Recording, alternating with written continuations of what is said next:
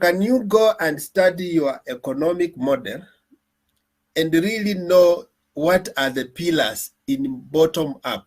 You have looked, this is a society, we have almost 70% of the population are poor. So what are the interventions you need to do in that model so that you help them pick up? Instead of just coming with a blanket thing and just spinning up words, bottom up, or tunasaidia mama mboka. Tell us the nitty-gritties of how are you going to help that mama mboka. Let's see tangible things. Let's not just throw words in the air and then you want people to believe that you are ready to intervene. Baba's model. Should I answer you, Wekesa? So part of these were in the same model, but you guys cherry-picked just what you want that entices the population, but you never caught the details and work on the details. So can you ask your question? Bernard, you have said that we are not well oriented in not Bernard, but Wekesa, in the bottom-up economic model. I think your statement is wrong, because if you ask me what it means, the bottom-up economic model, I will not even compare it with other models like the trickle-down. But bottom-up means those people who are in need, majority of them are at the bottom, the low class.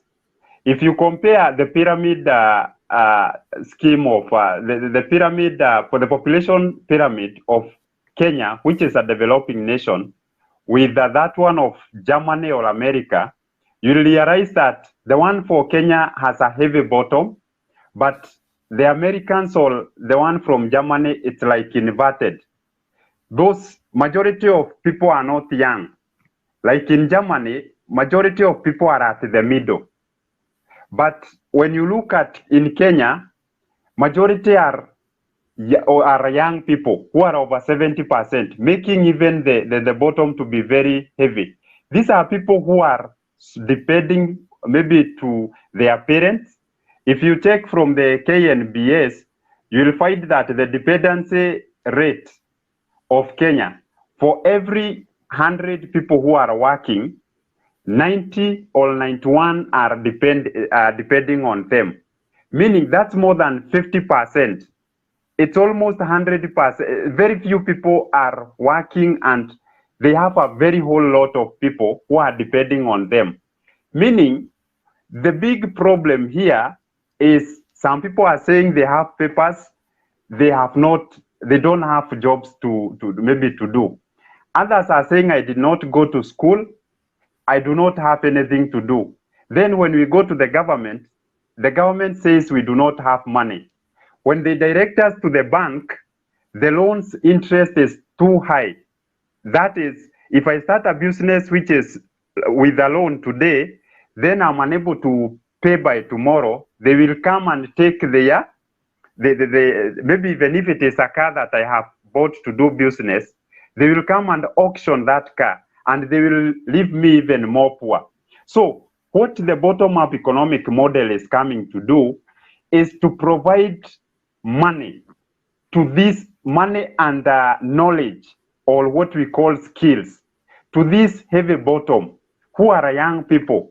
These people are the ones who have finished Form 4, maybe others have finished college, and even others maybe are married and they are divorced.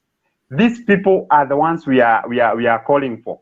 And Deputy President has been telling Kenyans that one of the pillar of the bottom-up economic model is TVET, the technical training and technical and vocational training education, where you come up with institutions, not professional, not polytechnics, but where even if you dropped at class 8, you can go and being trained on mechanics, wiring, or other simple courses. You gain some skills. From these skills, you can start up your own workshop or your own business. But how are you going to start your own maybe workshop or your own small business and you do not have the money? So this is the reason why he is saying that he will give or entrust the cooperatives and circles with some amount of money that should be given to these people as loans, and these loans will be paid back in a low interest, or maybe in some cases you do like women fund or a youth fund where you do not have to pay any interest. You only require to return the money. In a way, that's where you want us. We want you to quantify. Don't say you will give you some money. No, we want specific, measurable. yes. Use smart objectives. It should be specific, measurable. Yes. Yeah, something like that. Realistic and Yes. time bound. So yes. He is talking about the 140 million that he is going to pump in these cooperatives and circles. And this is the amount of money that will target women groups from the heavy bottom, the people we have seen who are in dire need, people who are living hand to mouth. These are the people who are selling bogas. You know, Mama Boga is just a figurative stuff. It's symbolic. So these are the people who will be helped to improve their small businesses so that they expand it and it start even generating more income. And out of this income, we have seen these people, even at the circles, they do pay, they do. You're saying something there that I wish to. What is the role of county government? Do you know what county governments do? Exactly. And these are the people entrusted with cooperatives and these circles.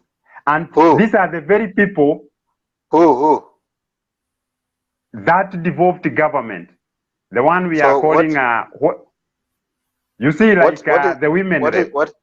So what is the role of county? Okay, let me answer your question, Demba. But before I answer, let me finish a small point that I had left, then I answer you. No. So when you empower, listen. You have asked me a question. No, you're being too theoretical. I wanted to start from realism. Order, Demba. Order. Thank you. Demba. Let Ndeto prosecute himself. When he has finished, we'll hang him. Carry on. Exactly. Why are you allowing Ndeto to be so theoretical that when you finish, when you do this? So you know the way, you see the way he's scoring in his own goal. Let him finish, then we'll talk about it. Yes, thank you so much, Moderator Bernard, and also Demba, for your question. You see, what I was about to finish is this: that when you enrich this heavy bottom with the skills, you have given them access to these loans. In a way, you will widen the base in terms of revenue generation and also tax collection. So it will expand. More people will be able to pay tax. In a way, it will be a plus to the government. And this will increase the revenue collected by the government every end of the year. And this is how we are going to repay even our debts very fast, the loans that we have taken from the IMF and other things. If we have like 3/4 of those working, maybe increasing by ×3, in a way it will raise the revenue. When I come to your question, Demba, you have asked the role of the county government in empowering these women. One person I will come in with this, the role of women representative. I know she is always there to ensure inclusivity, that women are not left behind in this battle pertaining either their economy, things to do with the violence or GBV, like now what we saw. Wait. Now that are you done? Because now I want to frame my question. I'm not done. I want to give you the question now. I want to frame it nicely. Okay. Can I frame it? Yes. Now, you have put in your elucidation of what you think you guys are going to do. Now, I want you to do that with the mind of this is a county government and the constitution as it is. Now, tell me, what is the role of county government? How do county government collect their taxes to run themselves? How is it going to be funding? How are you going to fund this Mama Mboga? Because there are two administrative levels, the county and the national government. The constitution says that there's part of collection from the counties that will be taken to the national, and then some will be released. Now, give me what you're saying in view of, think of a county like Kiambu County. That's where you are. I think Nyandarua County. Now, give us your illustration of how that money is going to come to the Mama Mboga you're talking about. And these taxes, who is going to collect them? Is it the county government? Is it the national government? And at what point is it going to go to the government? And when the money is going to be given as loans, to whom is it going to be advanced to? Is it the county government or the individual? When they don't repay the loan, who is going to follow the defaulters? Is it the national government or the county government? So think of it as Nyandarua County. Don't give us theories. Give us, okay, fine, this is what is going to happen. We are going to use this alternative means. Are you going to create alternative government to give the loans as advanced by your government to these women groups? Kindly just break that down to what you are saying. Break it down to what you're saying with the role of the county government as it is in the constitution right now. Okay, thank you, Demba. One thing I will tell you is that something like industrialization was developed. And in industrialization, it carries a lot of businesses with it, like such. So the county government has a role to give every upcoming business in the county the trading license. And these trading licenses are of different types. And these are some of the source of government revenue, direct revenue. Even those are Mama Bogas in the market, because you have seen counties investing so much in coming with postmodern markets, where they can even give maybe women groups or even youth groups some spaces so that they do their businesses. At the end, these are the people who just have to have a license to do their business, or maybe they pay through the municipal council like that. So all this collection is collected by the county government, but they do not have like to use their money because they have collected, like in Nyandarua County, if they collect like 70 billion, for instance, and Kiambu County collect like 200 billion, they do not have like the mandate to control this money. In a way, it is channeled to the treasury, so that this money is put is well managed by the government. Then it is the legislature or the parliament that comes up with the national budget.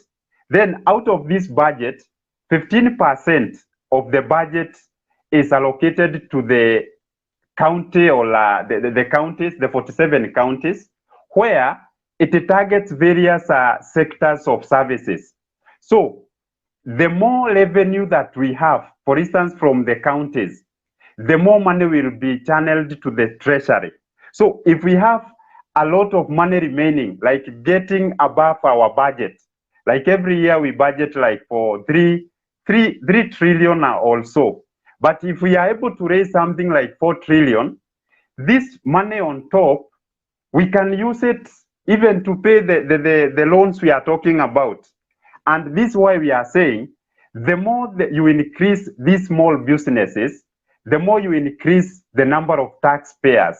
So the more you broaden the taxpayers, the more revenue the government will collect through the new businesses, through the licenses, and through the tax collected.